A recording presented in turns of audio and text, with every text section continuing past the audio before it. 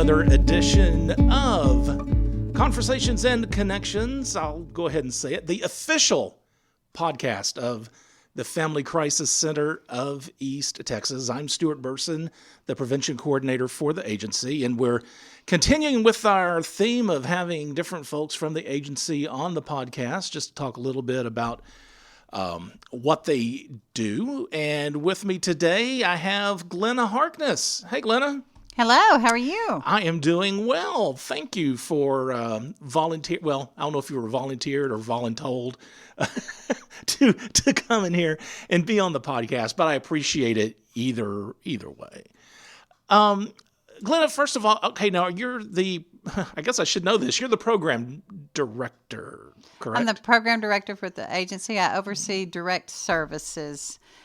So I've been with the agency 8 years. Okay.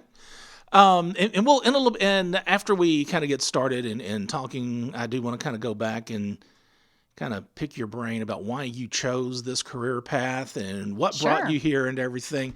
But okay, so program director, let's just talk a little bit about, we've been talking about the different services the agency provides, and I think, and I may be wrong, but I kind of think when people think about the Family Crisis Center, they think of one of two things. I think they either think about the shelter or they think about the thrift store.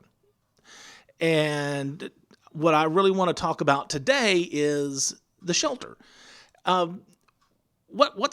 Just tell us about the shelter. What's it like back there? The shelter is where we house residential clients. So the majority of our clients, we serve victims of domestic violence and sexual assault. And so most of our clients are outreach clients. They still live in their own homes, and they come to us for different services throughout our 9 counties. The shelter, however, is where those that need to flee their home, they need to get out in an emergency. And so we want to have our shelters open 24/7, 7 days a week. It's always open. And so we are always there to meet the client's needs. So what's the setup like back there? How's it organized? How many beds do we have back We're there? a 39-bed facility. We are set up to meet an individual's every need. And so we do serve all. So we have women and children and men. Anyone can come into the shelter. It's a 30-day shelter, but we do not kick out at 30 days. It's based on their goals. It's based on what they're working on. But we have 3 meals. We have a nurse to provide for their needs, a child advocate, residential advocate, crisis workers. So we want to, most importantly, I guess, is that it's our hotline. So then that is also answered 24/7. So, they say that the average person could take close to 7 times before they actually leave an abuser. And so the first time they call that hotline, that's very important. So those crisis workers need to be trained. They need to be able to handle that call and be able to provide the right information when that call's made. And it's a pretty impressive setup. Obviously, besides beds, there's a full kitchen, like almost what a restaurant would have almost, or it looks like to me. Yeah, well, you have to have food. Food's the most important thing. And so I think a lot of times when people are leaving a situation, a domestic violence situation or a sexual assault situation, did they get food? Did those children, the mother is always stressed. She may not have chosen, obviously, to come into a safe house, come into a shelter. But the children, it's a different situation. The children are usually happy to be back there. They're usually happy to get that food. They're happy to have a playground, other children. That mean person, they're no longer there. They have their mother's undivided attention. So they are usually happy to be in that environment. We have a room just for children. We do serve a breakfast, lunch, and dinner, but we have snacks 24/7. So snacks and water have to be out at all times. And that's for children, and that's important. Do you ever find at first, at least, that clients are a little reluctant to admit they have to stay in a shelter? Well, cooperative living is hard. It's hard to live with complete strangers. And then let's add the pandemic on top of it. So it is a challenge. I mean, it's a challenging environment to be in because you are with complete strangers, and they could be bunking in the same room, and that's difficult. We we do have the 39 beds, but are putting people together in rooms, and so it's not for everybody, but it's for safety. That's the most important thing, it's for that safety. It's a gated environment. We have codes on the doors. So unfortunately it does have rules. And that can be hard for people to have to process and work with, but ultimately it is for safety and confidentiality, and also. Well, that's one thing I think that they need to realize, that a lot of the restrictions, it's for their safety and for everyone else's safety that's back there as well. Sure, it is, but you don't want to. You have to find a happy medium between telling somebody what to do and encouraging a safe, clean environment for everybody that's back there. So we need to make sure that our agency is to always empower everybody, and so we need to do it in that environment so that everybody really does feel empowered and not forced to do anything. To stay in the shelter, I know a little bit about, I know the clients, if they're able, they're required to help prepare. Sorry, Glenna just kind of scooted her phone and her glasses back. Sorry. No, that's okay. The clients, they have to maybe help prepare dinner, right? If they're able. If they're interested. I mean, usually clients are looking for something to do. So they're looking to participate and help with dinner and help with putting up the groceries. So they're really looking for some other options. They do have a chore list. You do have to put your name on the laundry list. I mean, because everybody just can't do it all at the same time. So you do have to kind of control how things happen. And so, and that can be challenging for some people too, that are used to having, their own washer and dryer, and they can do it whenever they want to. So we just do it to keep the peace, really, for another term. But, we were just really trying to make sure that, that safety is met and they can have activities. We have the child advocate back there. She's coordinating children going to school. So we work really closely with Lufkin ISD. So the buses actually come here to pick them up. She's making sure that they're enrolled in school. Any of their children's needs. If a child has a birthday, we want to make sure we acknowledge that birthday and get those gifts for them. We want it to be their home while they're here. We really encourage clients to not spend their money. I mean, if it is an essential need for them, if it is something they need, then the agency needs to look at that. They are homeless while they're here, and we want to get them to move forward. So what is that going to take? So what are their goals? I mean, is their goals to get into our transitional housing that we offer, or is it to get into their own place? What is it that we want to do? So we want them to save their money up, to work on their goals. And, that may start with, first they have to get daycare. Then they need to get a job. Or maybe they're trying to get their GED. Maybe they can't get a job until they get a food handler's class or whatever it takes. So, or an ID, because we do replace a lot of IDs. So the agency is here to meet all those needs, whatever it's going to take. That's what we want to do here. Sure. And I think a lot of people may not realize that we will help them. Like if they have a job, I guess if we need to, we'll supply them transportation to work. We have transportation 7 days a week. Yeah. So that's... and that's from 8 a.m. to 6 p.m. So we know we can't cover all shifts, night shift and things like that. But yes, we are very fortunate to have that transportation. Well, I know our executive director, Heather Carty, and I talked a little bit about other services we provide. But while a person is here as a resident in the safe house, what services do they normally receive? It's just besides shelter. counseling, I guess. Yes. So when someone comes in, the residential advocate will meet with them and then kind of determine what they need. So if safety is their main issue, then maybe we need to look at a protective order. Maybe they need something in the legal world, so they need to meet with the legal advocate. Counseling is very important, so we encourage everyone to go to counseling, to meet with a counselor. The counselor also in the Safe House provides support groups for children, so that they can be in that happy place. Maybe it is housing, and so we want them to meet with the self-sufficiency advocate. If they need clothing to go on an interview, what is it going to take to get them there? And so just trying to be able to handle all those things. Sure. Sometimes it's just cigarettes. I mean, may not be able to help with that, but we're going to try to find a way. So, and I think you probably touched a little bit on this, but again, going over like the requirements to stay here. They can't come and go, I guess, at Well, and the requirements are that they're a victim of domestic violence and sexual assault. Doesn't matter when it occurred. Doesn't matter where they're from.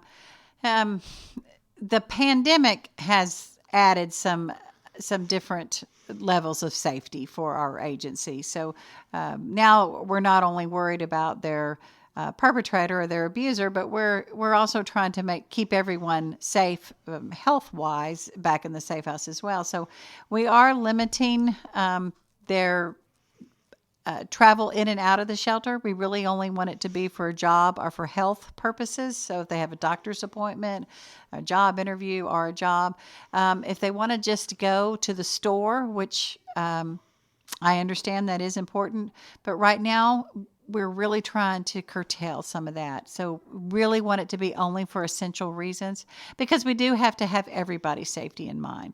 And it's not just theirs, but it's everybody Sure. that's back there that we have to protect. Well, and that was going to be one of the things I wanted to talk to you about is how has the pandemic affected the operations at the Safe House? I think when it first came out, I think it really limited our numbers. Our numbers dropped drastically. But I don't think that was just from our end. I think clients were afraid. People are just afraid to go into a cooperative living setting. So we were concerned for their own safety. We really did try to limit it one family per room. We set up a quarantine room. So we tried to really limit that. Due to Hurricane Laura that we experienced in August, we did have to kind of put people together more. And ever since Laura, our numbers have been up. And so we're still maintaining our quarantine room just in case, because we know people can be exposed at any time. We're following the CDC guidelines and making sure that people that come in and out are safe and maintaining their health as well. Right. Do we work with other agencies? You mentioned Hurricane Laura, and let's say a shelter in Beaumont, if they have to evacuate, have we ever taken in other clients from other shelters? We have. We were just recently on standby again during this hurricane season for Beaumont and Jasper. And so we have been contacted by them, and we've been contacted by shelters in Louisiana before. Okay.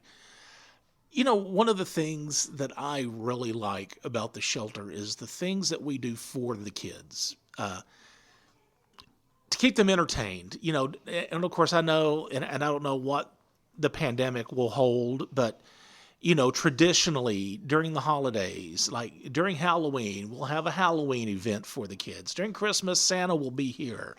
You know, they go on field trips.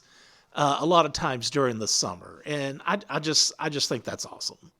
We really do try to bring normalcy to them. So if they're going back to school, we want to make sure those kids have back to school clothes, that they're getting haircuts. We're really thinking about them at all times. During the summer, we're looking at different activities if they've to go to the movies. But you're right. I love that the agency does a Valentine's Day, an Easter. Yeah. The fun in the sun. And Halloween is great. We're still trying to figure out how we're going to do Halloween this year. And our occasions are really just to give children happiness. So whether it's to just give them candy for 2 hours, I mean, that's really what we're here for. If you listen really close, I think one of the buses have come in. I think you're right. I hear it too. How important are donations to an operation like this? I mean, if you think about everything, you think about toiletries, hygiene products, food. Obviously, we as an agency make purchases, but donations are always welcome. Well, and you're right. People don't realize that. I mean, that's a house. I mean, it is a house for many people back there. Mothers are getting their children off the school bus, and it takes a lot to get them there. They need backpacks. They need their snacks. They need their lunch. They need all those things. Those kids are going to go back there right now looking for a snack and going to do their homework. And it's awesome, but it does take a lot to run that. It takes a lot of baby supplies, a lot of diapers, a lot of hygiene items. So we need lots of shampoos, for children, for adults, deodorant, razors, toilet paper. It just takes all those things. Whatever it takes at your house you just multiply that by close to 40. That's what it takes. Big grocery bill. Big grocery list. Lots of groceries. We have an awesome crisis worker that runs that kitchen. She's a great cook. And she tries to come up with original ideas instead of just spaghetti and fish sticks. I mean, she really tries to change it up. And if someone has any special needs, we want to accommodate that. If we have someone from a different culture and they want to cook and provide that, then we're going to add that to the menu. We want to encourage everyone to share and participate. What about volunteers? Do we have volunteers that are able to work in the safe house part of the agency? We do, and we're very fortunate to have interns too from SFA, and so that's a big plus for the agency. But it does take a lot, and we right now we're unable to provide support groups, but we're hoping that will start back up again. We can get our support groups going again, and that's where you need a lot of volunteers to just corral the masses and keep fresh ideas. You don't want to go over the rules every cooperative living meeting. You want to provide new and exciting ways. We have advocates that go back and teach money management. What is interest? What is an interest rate and how does it affect a loan? Things like that. If they go and buy that car and it's an interest rate of 22, that may not be a good decision. And why is that? So, and that's a lot of things that I think we all need help with. Sure. I want to go back to one thing that you said at the beginning of our conversation, and I always mention this, I think, in every episode of the podcast that we've recorded so far. And I want people to know that we can and do serve men. And I guess what I'm wondering is, if a man needs shelter, what adjustments need to be made back there? How is a man accommodated where he's more than likely probably the only male in a house full of women? Well, we do serve males. They would be put in a room by themselves, but we don't encourage any relationships in the safe house. So regardless of the type of relationship, we don't want any relationship. So we're really asking that individuals focus on themselves while they're in the shelter. Focus on yourself, focus on your children. Everybody has experienced a situation, and that's why they're here. And so what is it going to take to move you forward? And we really need them to, like I said, focus on themselves and their children so that they can make the steps to move forward. So we're just really encouraging everyone to do that while they're in the safe house. Yeah. And I think that keeps everybody mindful and moving forward. And I guess one of the things I think about is, if you take a woman who's been in an abusive relationship and you introduce a man in the safe house, if that, I don't know if I want to say poses problems, but objections maybe that there's a man here. But I think it's also important to know that we have a man who runs the safe house also. Sure. And It takes everybody.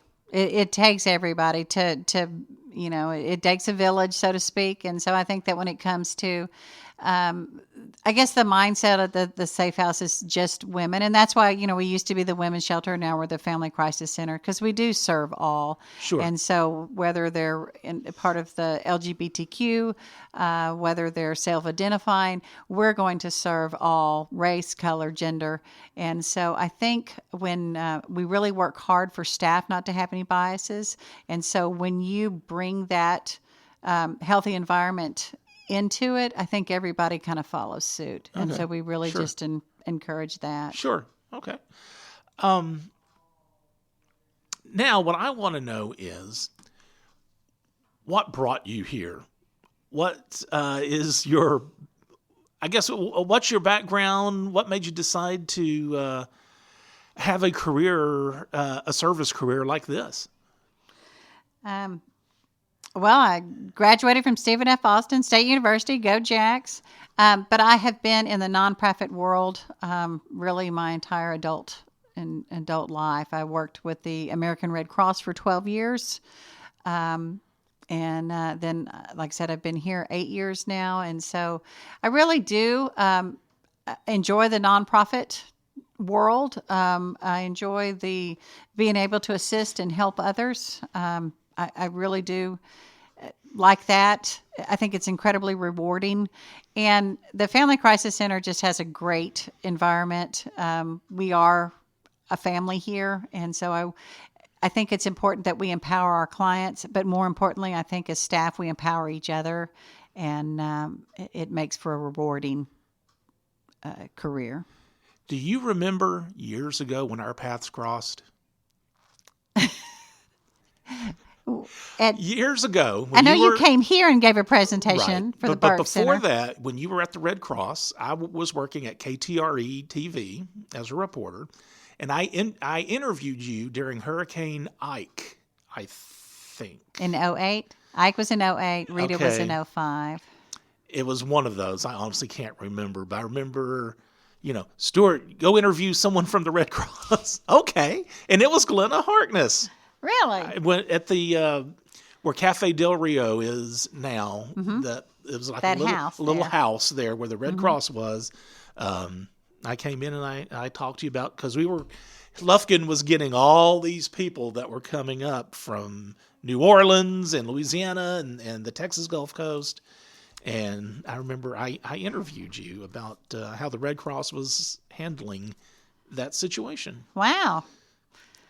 Yeah, I can usually remember things from disaster dates, but I'm sure it was 90-0. If it was Rita and it was in the middle of a hurricane, it was 90-0. Yeah, it may have been Rita. It was Rita or Ike. It may have been Rita since you said that. But anyway, I didn't know if you remembered that. Is there anything else you want to make sure people know about before we wrap things up? Have we covered everything, do you think?